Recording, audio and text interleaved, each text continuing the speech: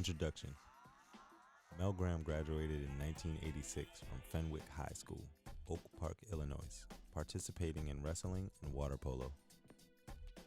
He earned a bachelor's degree in English and philosophy from Boston College and a master's in writing from DePaul University. He also holds a master's in English from the highly regarded Middlebury College, Bread Loaf School of English, focusing on visual narratives and writing. Mel has a career teaching English, first at his alma mater, Fenwick High School in Oak Park, Illinois, then at the Westminster School in Simsbury, Connecticut. Afterwards, Mel headed to Seoul, South Korea, family in tow, to teach at the Asia Pacific International School. He then returned to the U.S. to teach at the Brooks School in North Andover, Massachusetts. And after a period of freelancing, has returned to teaching English at the Carabasset Valley Academy in Carabasset Valley, Maine. Among his former students, which includes Patrick, our executive director, Mel is known for teaching frameworks to analyze English through film in ways that stick with his students long after they have left the classroom. Why Yes? Written by Mel Graham, edited by Patrick Gordon, read by Mar Uno. Robert Frost writes in his 1945 poem, A Mood Apart, about a man kneeling in a garden singing to himself while planting. When a group of schoolboys sidles by, he stops singing, getting overwhelmed with anxiety. For any eye is an evil eye that look in onto a mood apart. In my time teaching in independent schools in New England, I've often recited these words of Frost to myself as I've watched kids struggle to fit in with the prevailing narrative.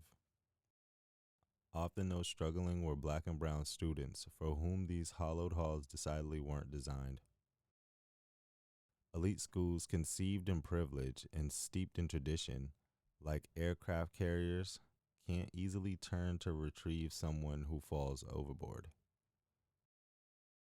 Separated from family, facing a dizzying array of sometimes confounding unwritten and written rules, black and brown scholars frequently find themselves, as Frost's narrator, a mood apart, which is a problem for everyone.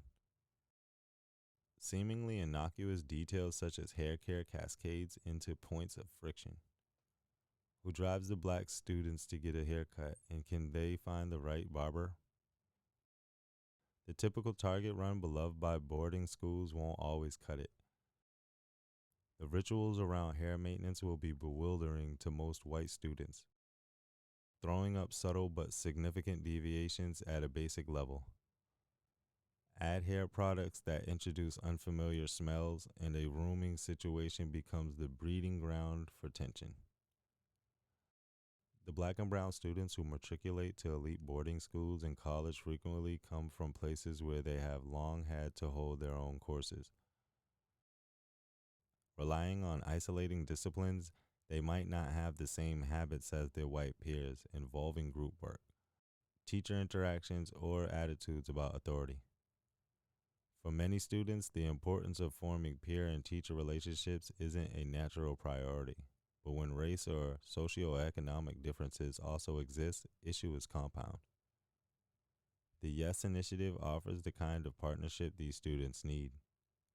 Picking up where their classes end, Yes provides the academic, athletic, social, and emotional support black and brown students need to smooth out the wrinkles of their experiences.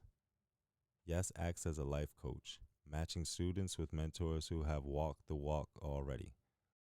Concerning itself with the whole person, Yes creates this space for their charges to see the forest through the trees. From social emotional learning guidance to organization strategies to a network of mentors, Yes provides vital resources in black and brown students' arsenal for success. Helping these kids cope with their quotidian anxieties supports every independent school's or college's larger community. Changing mindsets surrounding race, gender, and equity is fluid and emotional. Yes eschews the top-down approach to prioritize organic, emergent healing. Yes is a partner worth embracing.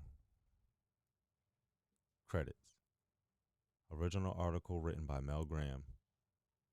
This was narrated by Mar Uno. Patrick Gordon served as the editor and voice director.